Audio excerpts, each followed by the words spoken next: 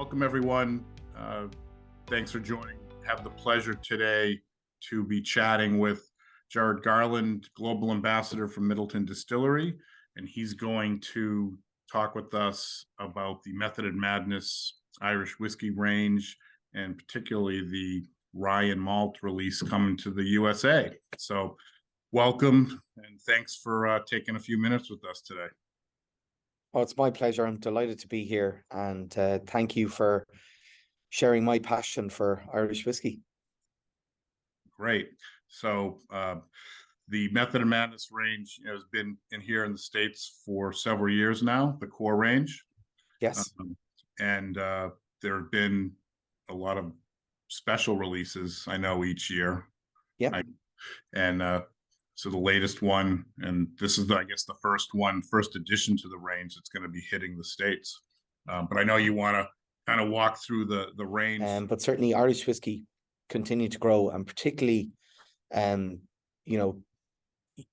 premium Irish whiskey. And, I'd put Method and Madness in that area, that it's a premium Irish whiskey. So there's more of an appetite for it, but there's always that appetite for knowledge. So people want to know more about it and where it's from and why it's different than other whiskies. And you can't get more different than a Method and Madness range because it's so unique, and it houses all the innovation that wouldn't fit in the other brands within the Irish Distillers produced whiskies.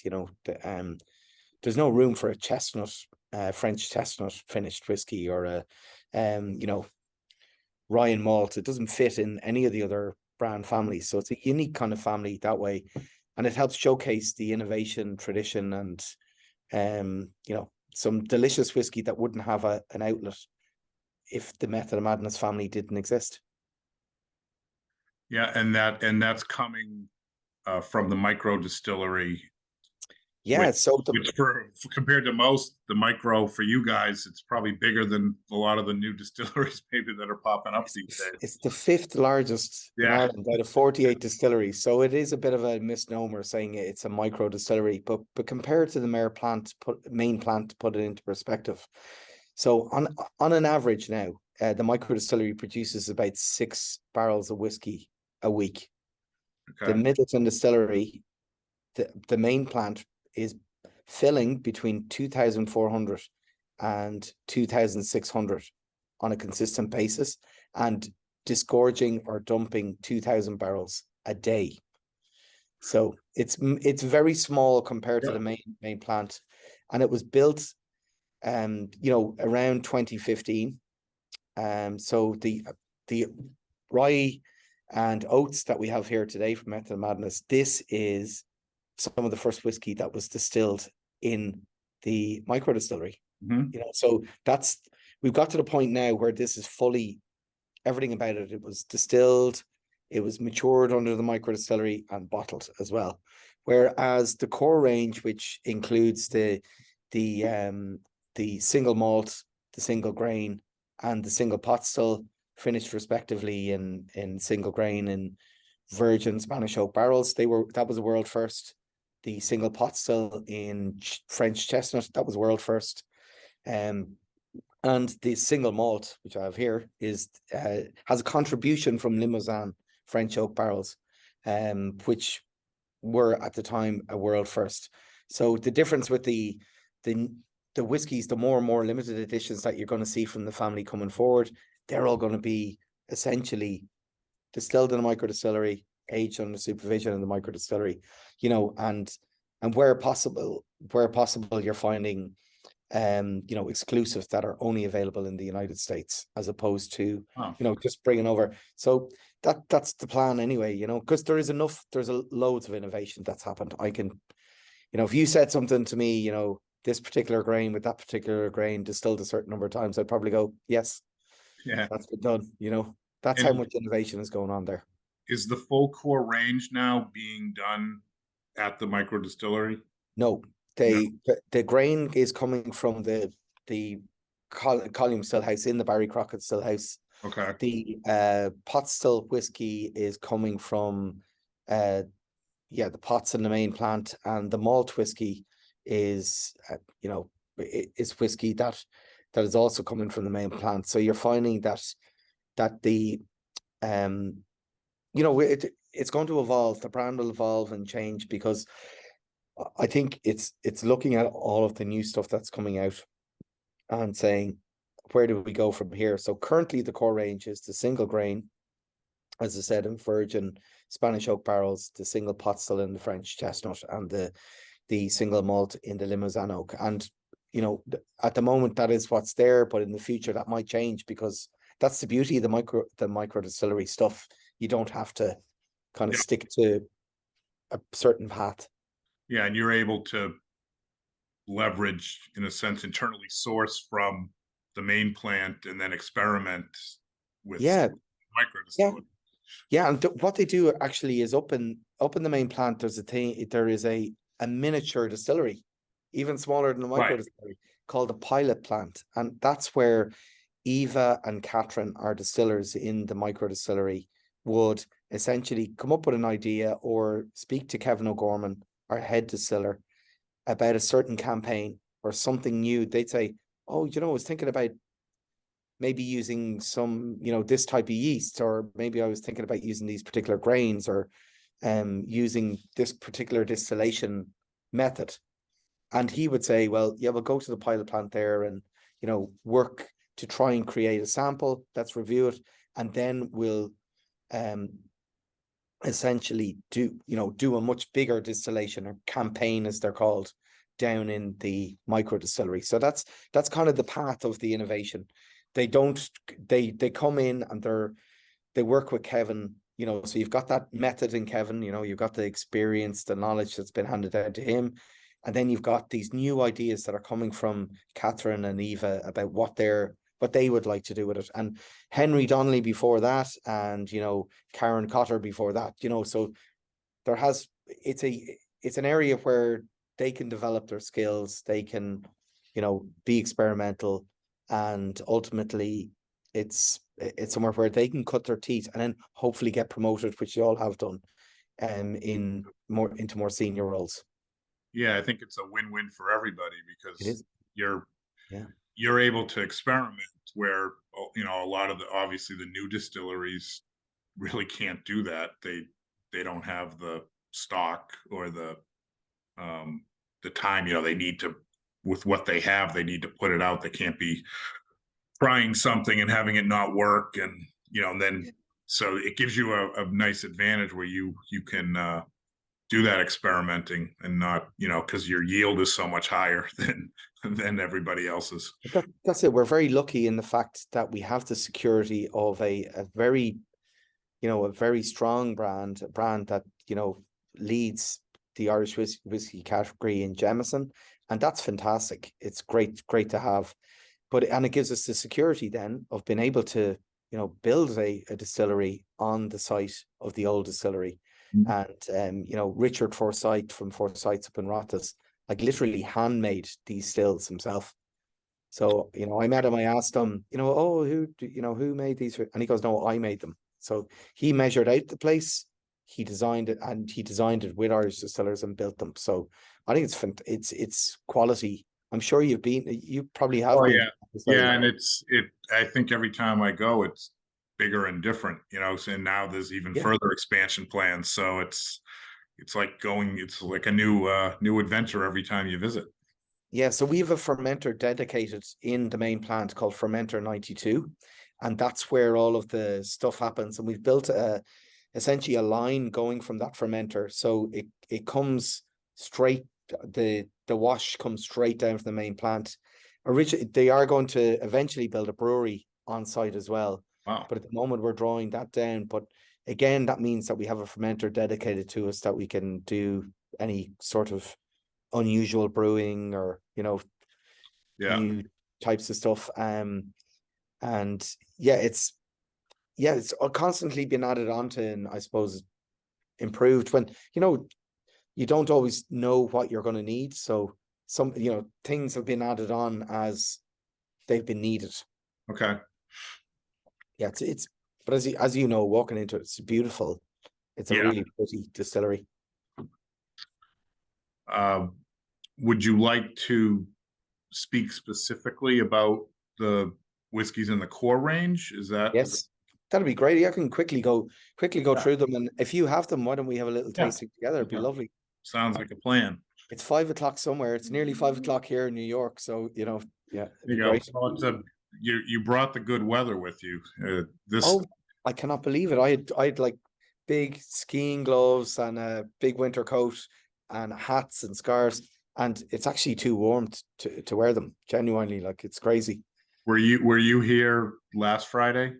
Had you arrived No, yet? I wasn't. I literally the day I arrived, the temperature just soared. Okay. Yeah. Just to make me, So thank you yeah, for that as that's, well, you're because very I welcome. was gonna say 7 days ago this time it was 70 degrees colder. Oh God, well, We, see, we had I an can't Arctic, cope. we had an Arctic blast come through, and it was negative temperatures, and everybody's pipes were freezing, and it was a You tough 24 hours. you just can't go outside in that. It's just, Yeah. yes. So now everybody's outside, walking around enjoying the sunshine. So quite a difference a week makes. And the weekend's meant to be like this too. So Yeah. Yeah. you see, So this is the problem with Irish people. All we talk about is the weather. yeah. Well, at least it's good weather we're talking about, right? So, yeah, true. So the way I like to drink the different whiskies in this range is by style. So I think the most delicate and elegant of the whiskies is the single malt. Okay. So if we started off on, say we did it by price and we started off on the single grain, it's quite overwhelming on the palate because there's a big influence from those virgin Spanish oak barrels. Like the chestnut stands up on itself. So we could start off on that, but then you wouldn't be able to appreciate the more delicate single malt. So I think if we start off in this, they're all 92 proof. So they're all, the same level of alcohol. They're all natural color and non-chill filtered as well. So the single malt is a 14-year-old single malt aged in second fill bourbon. And it just has that lovely, that kind of orchard, green apple orchard type note to it. With that lovely cereal, almost candied cereal backbone to it. The barley shines, the malted barley obviously shines through here as well. But by using a second fill barrel over 14 years, you're allowing the wood, yes, to have an influence. So, you get that lovely vanilla type note. And there is a little hint of white pepper spiciness, but Sláinte. have a little sip. Sláinte.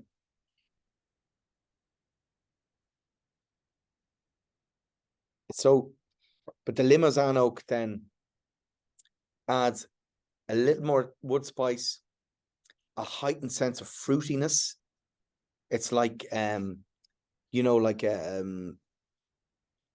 apple pie with that little hint of cinnamon. Yep. And that baked note to it. And it extends the finish night, makes for Yeah, a long finish. Yeah, you get that little spice, that wood spice, that vanillic acid in the background there. The length is, it's elegant. That's the word I would use for the finish. And you get that nice drying in the front of the palate, a sign of a good distillate, that makes it more something you want to add more to your palate after that. So have another little sip. Sláinte. It's a lovely whiskey. I mean, these are no age statements, but as you know, we're very open in Midleton about how we make it and what we make it from, because we know that people want to know the provenance and exactly where it's coming from. So, it's a really great whiskey from that, from my point of view. I just think it's almost, I think because it's a single malt, it's probably, we're so well known for single pot still. I think a lot of people gravitate towards the single pot still straight away, and I don't blame them because it's great. But right. I think you could overlook this if you didn't start off in it. It could be forgotten about.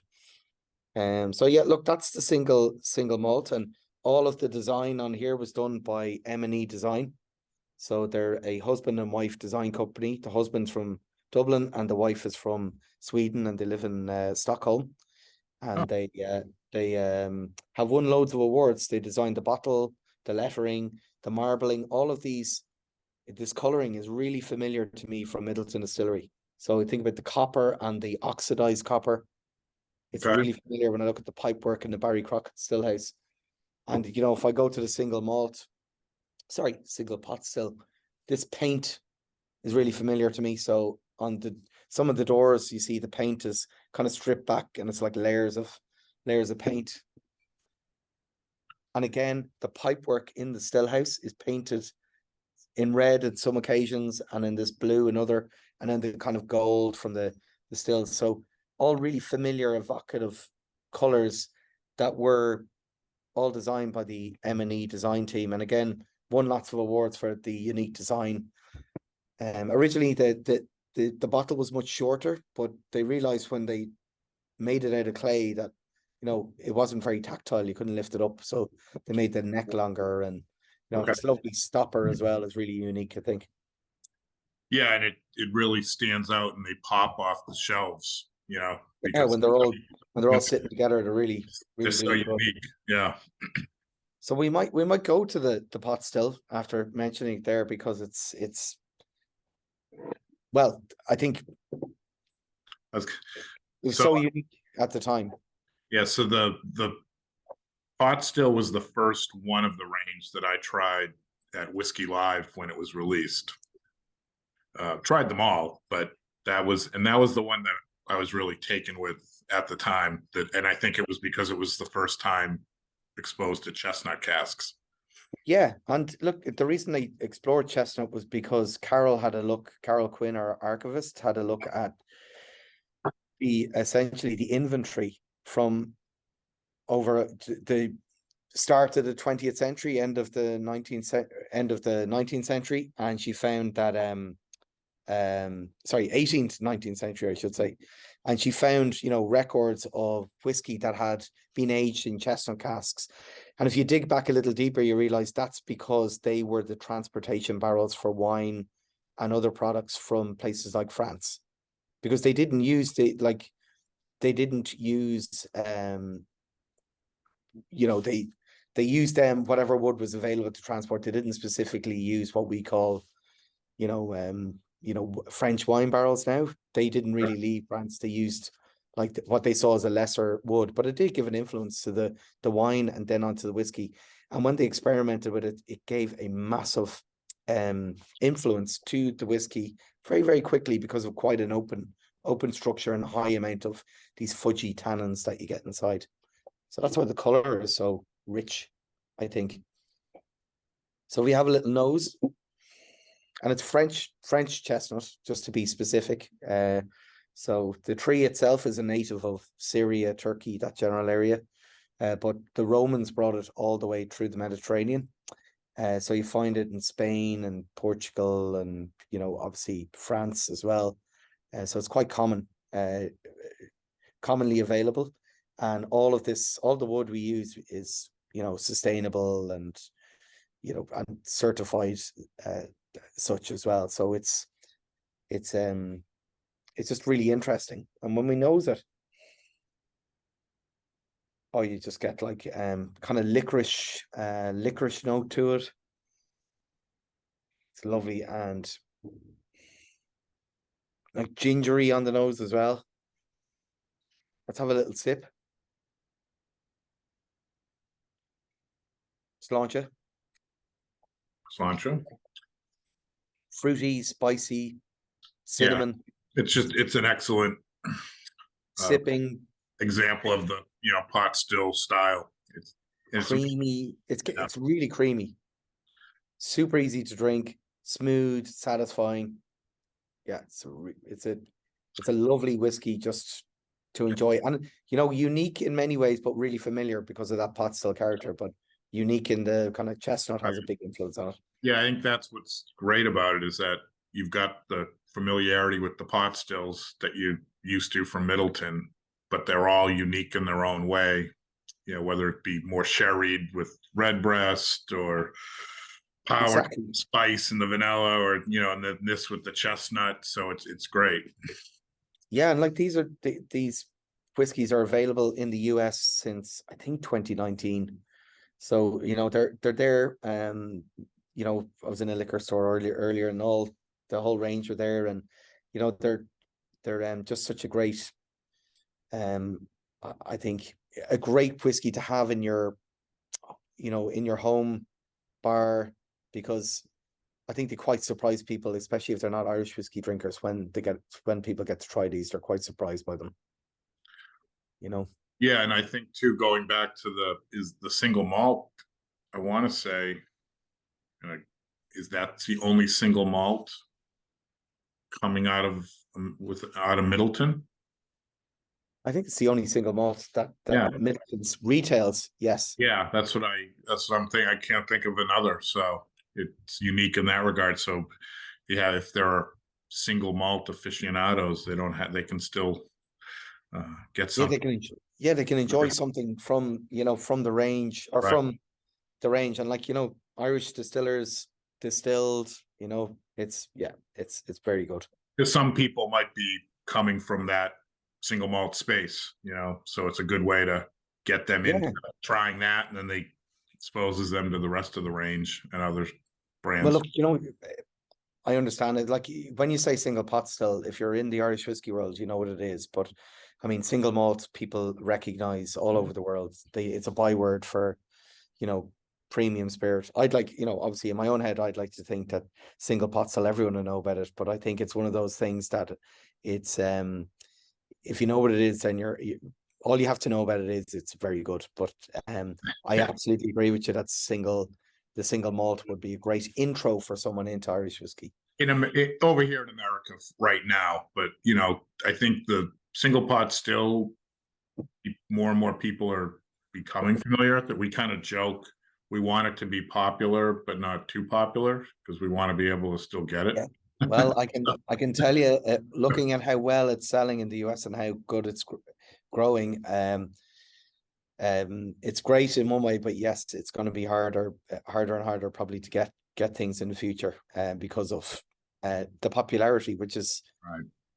Look, listen, it's great. It's a really positive story. It's just that if you're like you and me, who genuinely are just like maybe early adapters, as sometimes people are called, we're going to be giving out about all these young people that don't appreciate it as much as we do.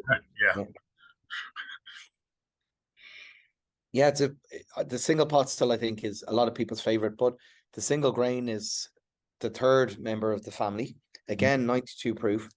It's the first commercially available single grain. As you are, as a obviously part of the Irish Whiskey Society community, there was a bottling done by Irish Distillers for the Irish Whiskey Society in Dublin back, I don't know, 10, 12 years ago, maybe. It's been a while.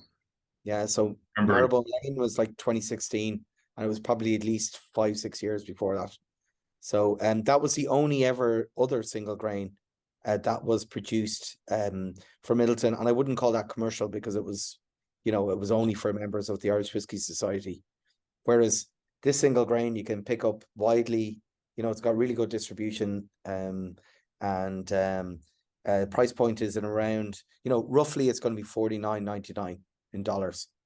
So roughly, depending on the state and state tax and all that sort of thing. So that's roughly what it would be. So it's great value. It reminds me when you're in elementary school or primary school, as we call it, and you were paring your pencil or sharpening your pencil. It just has that really evocative. But it has lovely sweet notes and surprisingly a good body on the palate. It's made from roughly 96% corn and 4% malted barley, and it's made in continuous distillation.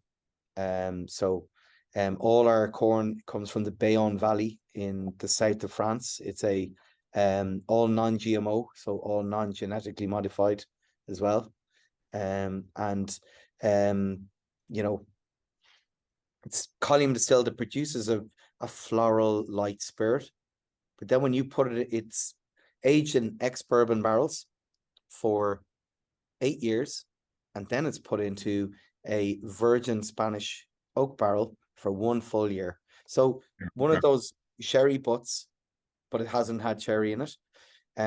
It's Galician oak, goes up to the sawmills in Barilla in Galicia. It's cut quarter sawn into rough staves. It's shipped down the 1800 kilometers or so down to País Lavado Cooperage in Cádiz province in Andalusia. And in Jerez La Frontera, they leave it outside for 18 months. You get microbial, you know, and fungal kind of curing of the wood naturally outside. It dries out a little bit. Then they make them into these 500-liter butts, and they lightly toast them inside, and they're all sealed up, and then they're shipped to Middleton by sea, out of Cadiz, up through the Bay of Biscay into Cork, out to Middleton Distillery, and they're filled full of the 8-year-old single grain whiskey that's been aged in first fill bourbon, or we call them B1s. And they are, and then after a year, you get this massive injection of color, wood sugars, vanillin, which people don't expect European oak to have so much vanilla. And I'll have a little taste. Again, natural color, non-chill filtered, 92 proof, great price point, widely available. So that's what it knows. Yeah, you immediately get that fresh wood, oak influence. Like, it's just massive on the nose, but it's not overwhelming. And it's sorry, go on, Alan. Sorry, no, I was going to say it's not overwhelming at all. And 92 proof, you're going, yeah, no problem. It's very, very mellow. I suppose that, like, for a single grain, 9 years is quite a long time of aging, I think. Yeah. Yes. So let's launch it again, Alan.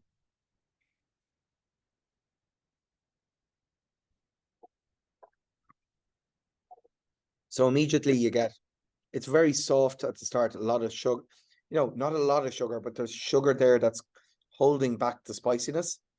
Yeah. And then you get this effervescent spice on the side of your palate. And it kind of builds a little bit. Yeah, and then folds back into the middle of your palate, and it's that body is unexpected, because you don't normally, single grains tend to be much lighter on the palate. And again, you have that freshness in the front, followed by prickly wood spices, which are just tumbling down your throat. They're not, you know, they're not aggressively attacking the back of your palate. And again, that nice dryness in the front of the palate, that kind of more some character. You can imagine this will make a great Manhattan or an old fashioned, you know, that sort of, an old fashioned in particular. I think there's kind of an orange, candied orange type note to it as well, which really comes across.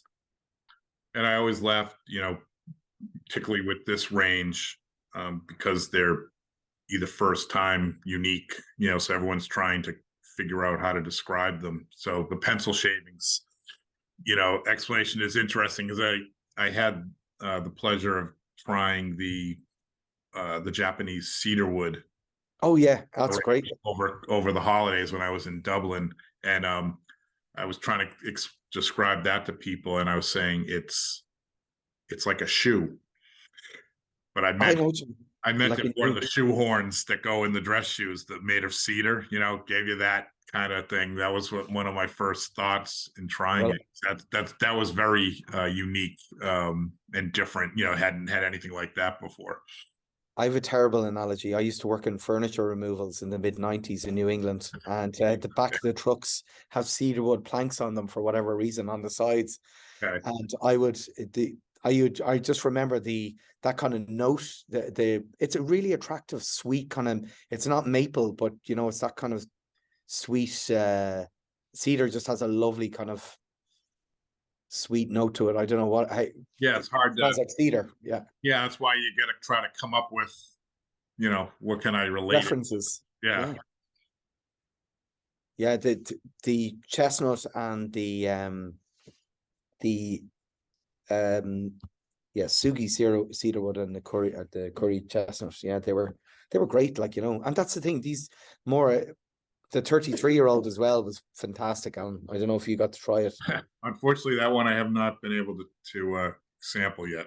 Well, there's 12 bottles on the way to the US, and it should be here next week. To New York?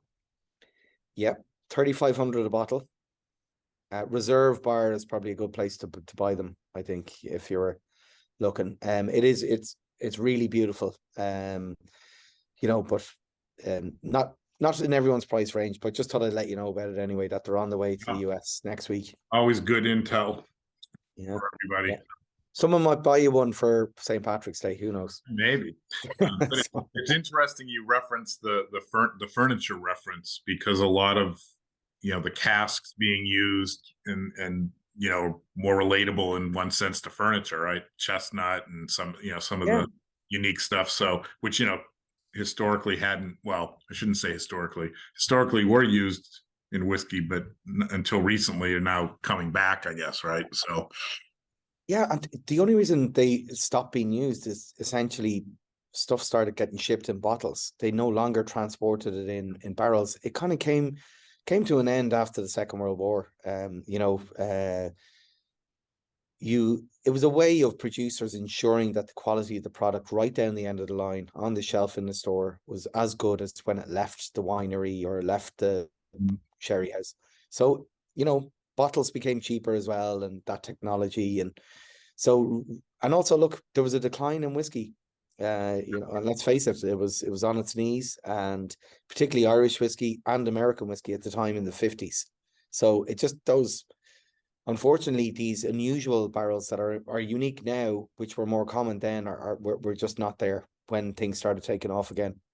So we're in a position now where, because of people like Brendan Monks and his and Billy Lighton, and then Kevin O'Gorman and Finbar Curran now, they built up these relationships with the sawmills and the Marsala producers, the Madeira producers, back when there was no home for those particular whiskies. And now we have Red Spot, and we have right. Blue Spot, and without that, and we wouldn't have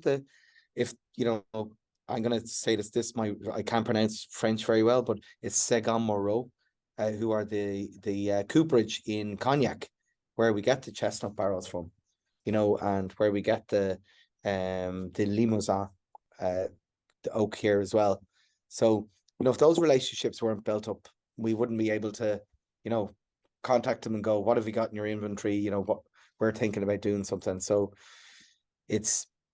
I think Barry Crockett, our former master distiller emeritus, said that it doesn't take months or years to affect change in whiskey. It takes decades.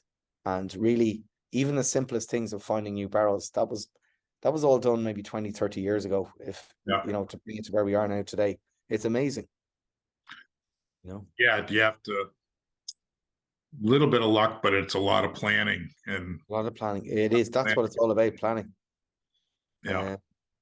So we're coming to the rye and malt, which is some of the first whiskey that was distilled in the micro distillery. So it's 6 years and 2 months old, and this is a US exclusive. So it's not the same as the Irish one, which was a double distilled rye and malt. A similar mash bill, but produces a totally different product. I'm sorry, the Irish version is double distilled. Yeah, that's correct. US version is triple distilled, because you always need to be better in the United States. So we had to make it one more time. Not me. It's 92 proof as well. And it's non-chill filtered, natural color. It's a really interesting whiskey. So it's what they call in Middleton a trad pot rye. And you might go, what are you talking about, trad pot rye? But if you're familiar with the different types of pot still spirit we make in Middleton, this is not a pot still spirit. This can only be called under the Irish technical file, which governs the production of Irish whiskey. And this can only be called an Irish whiskey, like on the label. So when you see it says triple distilled rye and malt Irish whiskey, we can't put the word pot still on it. But if we're looking at it's 60% rye, 40% malted barley. The rye is all from County Wexford, and it is near Ettermine, where Eric probably told you the rye that was used in. But this is a pot still rye, so this was triple distilled in pot stills in a micro distillery. Once, twice, 3 times. So that's how it differs from Powers rye. So that was a question I was going to ask. So it's the same County Wexford source, the rye fields, same rye, but yes. But this is much earlier than the Powers one. So this is 6 years and 2 months. So it's a year or two before the Powers one. Okay. So they have 140 acres there in just outside Eddermine, where they're growing rye, and they've been growing it every year, building up stocks of it there. But the Powers rye is column distilled, and this is copper pot still distilled, triple distilled. Yeah, so that's interesting. So it's same source but different way of doing it. So that's nice because when we just did the Powers Rye launch last night, the celebration event for that, and it's a great whiskey. Yeah. Everybody was, I think, really impressed. I think it was mostly made up of what I would call hardcore Powers fans. Oh yeah. And going in, I wasn't sure what the reaction was going to be, but I think it fits into the Powers range very well. And there were a lot of people that weren't familiar with rye at all and really took to it. And, we're trying to figure out how they could go get a bottle. So, it was very well received. So I think it's going to be a big hit. Absolutely. And, that's the great thing is that can be the one that you have every day. But this rye malt is limited, unfortunately, because they can only produce so much. Remember, we said it's on average about 6 barrels a week. So, right. So, but you've given us 2 new rye options. One, so the Powers of being 100% rye, and this being the 60-40 split. And it was different, as you said. Well, you go like, why rye? And why now? Well, essentially, Carol Quinn going through the archives, as she does, is her job. She found a notebook from John Jameson III, and she opened it up, and rye corns fell out of it. And right. And she found a mash bill for producing pot still rye whiskey. So, again, this is not a pot still, but it's made. If you were going to make a traditional style of pot still, this is distilled the same way. Yeah. But the mash bill obviously is not a pot still mash bill. So instead of 60-40 malted and unmalted barley, it's 60% rye and 40% malted barley. And it's triple distilled, that long distillation curve and narrow cut. And it produces just a really unique whiskey in that when you taste it, it's kind of like unexpected. But it's very nice, but it's not what you expect. And it's aged in first fill bourbon and second fill bourbon in parallel for 6 years and 2 months. So this is my first time tasting this because I've tried the one from Ireland. Have you got that beside you? Yeah, so this is the bottle from Ireland. Yes. Picked up last year. So I find with this one, it's more kind of there's definitely a cereal influence, but not it's not like malted barley. It's not like a barley pot still either. It's got this kind of star anise type character to it, and kind of a citrusy type note like mandarin orange or something like that in the background as well. Like if you look at it on the glass, you can see that it has a nice viscosity as well. The color is as you'd expect something that's been aged in bourbon for 6 years to be, if that makes sense. It's golden, but not, there isn't a huge depth of color. Right. But so if you kind of hold it up to, against some of the others, you can see the difference for sure. Much lighter. Yeah, because it's only bourbon. Yep. Ex-bourbon, first and second fill. Let's have a little sip, Sláinte. Okay.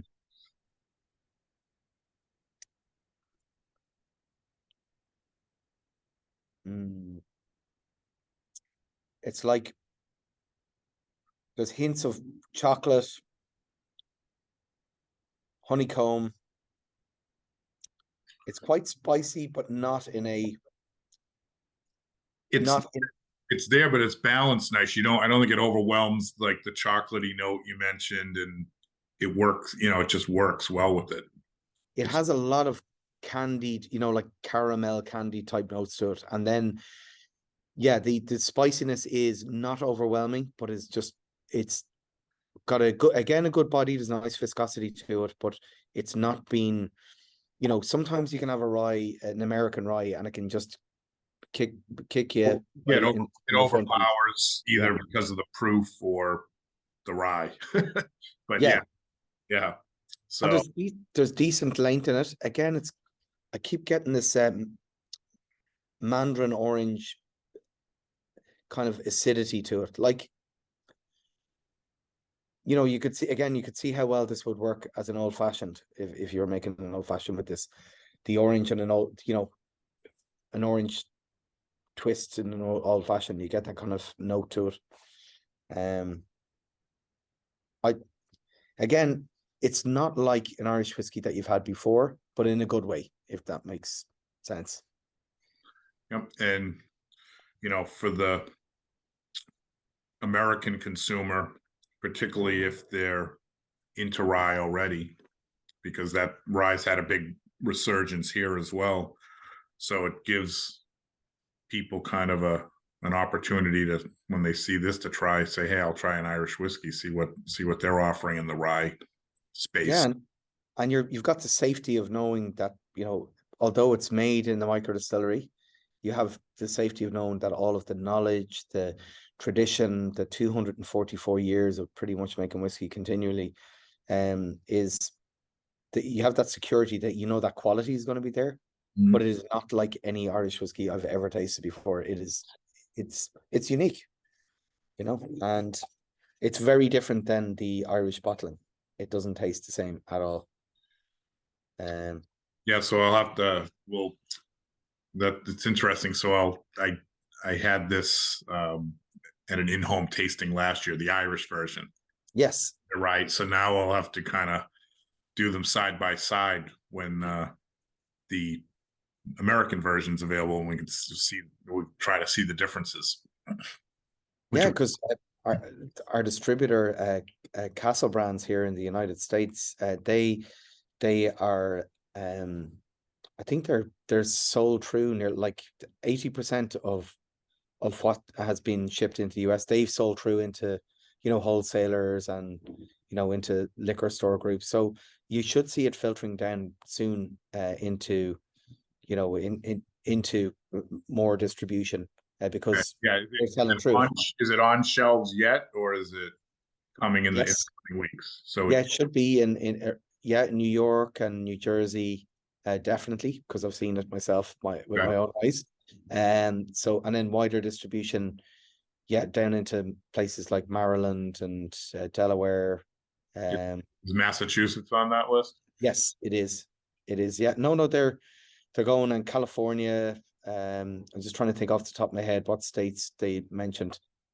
So they've 14 states so far where it's in, and then it'll go wider than that, hopefully. Great. Yeah, it's always good ahead of St. Patrick's Day. I think maybe the last couple of years have been tough for obvious reasons, but you get kind of that wave of people trying to bring the new stuff ahead of St. Patrick's Day. Yeah, whether it be like Blue Spot a couple of years ago, as an example. I think so this is great. Yeah, they seem really open to looking at something which they, don't maybe know a lot about, but they know that possibly there will be a market there for it, because I think in around the month of March, people tend to have a bit of a focus on Irish drinks and Irish culture and that sort of thing. So it's not a bad thing. Oh yeah, the stores usually do, in-store tastings and promotions and stuff, and a lot of people are looking to buy an Irish whiskey that maybe haven't bought one before, and if they see rye and malt, and they're bourbon rye drinkers already, so it's a nice segue.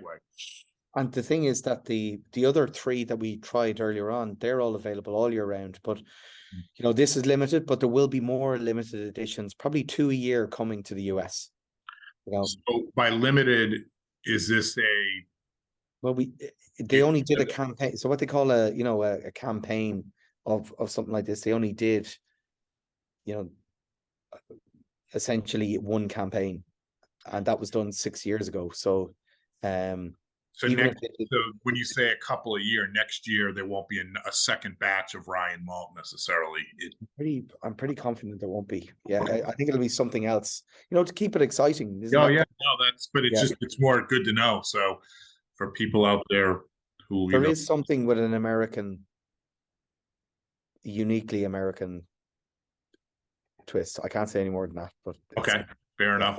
But that no, is it's kind of important to method know. man. So if you're thinking you want to buy it, grab it while you can. Yeah, that's what I'm saying. It isn't just a marketing spin or anything like that. Genuinely, that's pretty much Yeah. So this is unique. if we were to make a distinction, we've got the three that we talked about earlier that are part of the permanent core range, and this Yep. is not going to be a permanent core range. This is going to be part of a limited edition series. And you mentioned maybe a couple a year coming to the States. Yes, and this is the first one that was distilled exclusively in distilled in the micro distillery and aged, whereas the others are fantastic whiskies with unique finishes on them, and they're on all year round. And I suppose we have the volume or the ability to tap into the stock that's from the main Middleton distillery and then put them into unusual different wood types that have never been seen before. And then with the case of the Ryan Malt, though, this is distilled, matured, and bottled under the micro distillery. And would it be fair to say that the permanent core expressions are they have the unique cask finishing, whereas this is more distillate driven? Yes. Yeah, and that's one of the reasons why they used second fill bourbon in the mix, was to allow the distillate to shine through so people could appreciate why rye, they could get the rye and the malt character. Because the chestnut, I think the chestnut is really, there's a big influence from the chestnut. I think it's the same in the grain as well. I think that the wood, the virgin Spanish oak, is a big part of your tasting experience. But I think in the oats and rye, on the malt, the rye and malt. Yeah, the oats and malt. Get mixed up with all different ones. So, yeah. So with the rye and malt, it's a triple distilled, triple distilled aged first and second fill bourbon, and exclusive to the US. So I'll be interested to see your findings of where you see the difference between the two, the Irish edition and the US edition.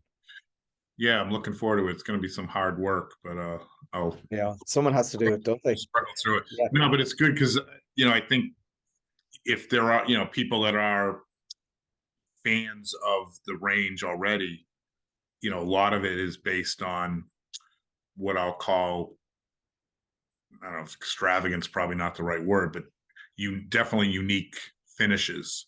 So in addition to the core range, you've got some of the other limited editions, the Hungarian, the wild cherry, the mulberry. We mentioned the Japanese cedar. The Japanese chestnut is excellent. That was one of the favorites of our most recent trip to Dublin. So a lot of it's been very cask driven. If that might be unfair, but just as a way to kind of, a lot of those, it's about the unique wood, maybe. Yes. Whereas a couple of the more recent ones too, like this one, and then the oats and malt, that is the recent one too. Probably more about the distillate than the cask.